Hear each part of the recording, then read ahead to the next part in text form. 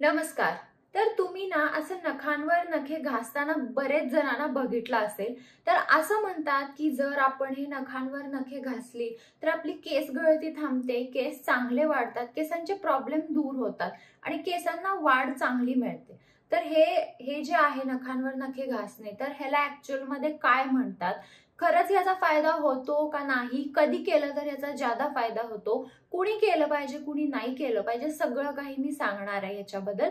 चला तर मग हा आजचा व्हिडिओ आपण लगेचच चालू करूया. तर ह्याला बालायम असं म्हणतात. बाल म्हणजे केस आणि व्यायामा म्हणजे एक्सरसाइज. तर ह्याला बालायम म्हणतात. तर हे आता कुणी केलं पाहिजे आणि ह्याचे काय फायदे आहेत ते बघूया. तर बालायम ही केसांची एक्सरसाइज आहे आणि हे जे आपले नख असतात यांची जी नर्व असते ती आपल्या केसांना कनेक्ट असते. त्यामुळे नखांवर नखे घासले की ब्लड सर्क्युलेशन होतं आणि केस चांगले वाढतात. आता फायदे बघूया. बालायम हे हळूहळू काम करते पण केसांच्या सगळ्या प्रॉब्लेम सॉल्व्ह करतो. आयुर्वेदानुसार केसांचे प्रॉब्लेम्स हे दोषाच्या इम्बॅलन्समुळे होतात. बालायम एक्सरसाइज तुमच्या मूळ प्रॉब्लेम काय आहे केसांचा त्यावर काम करते आणि केसांना चांगलं ठेवते. स्ट्रेसमुळे पण हेअर लॉस होतो आणि बालायमने स्ट्रेस पण कमी होतो. आपल्या नखांची नर्व आपल्या हेअर फॉलिकलला कनेक्टेड असतात, त्यामुळे हेअर ग्रोथ होती, सर्क्युलेशन इम्प्रूव्ह होते. केस आपले जाड आणि खूप जास्त सिल्की शायनियर होतात. जर केस पांढरे होत असेल तरी बालायमने ते कमी येतात.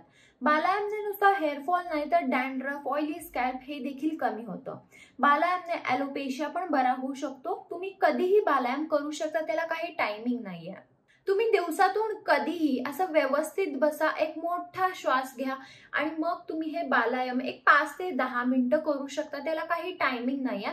दिवसभरात तुम्ही कधीही बालायम करू शकता. आता बालायम कुणी नाही केले पाहिजे.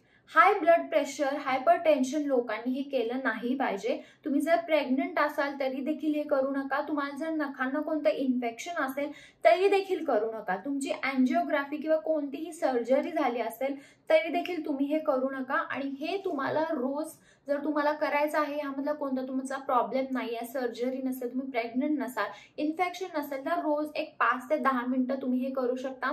पण याचा चांगला रिझल्ट जर तुम्ही सकाळी केला योगा सोबत, तुम्ही जर योगा करताय, कोणती एक्सरसाइज करताय, त्याच्यासोबत जर हे तुम्ही केलं तर तुम्हाला त्याचे चांगले फायदे मिळतील. तर हा होता आजचा माझा व्हिडिओ. तुम्हाला काही शंका असतील तुम्ही मला कमेंट बॉक्समध्ये विचारू शकता. आणि हा व्हिडिओ जर आवडला असेल व्हिडिओला लाईक करा, शेअर करा आणि चॅनल सबस्क्राईब करायला विसरू नका. चला तर मग आपण लवकरच भेटूया एका नवीन व्हिडिओमध्ये. तोपर्यंत काळजी घ्या. बाय.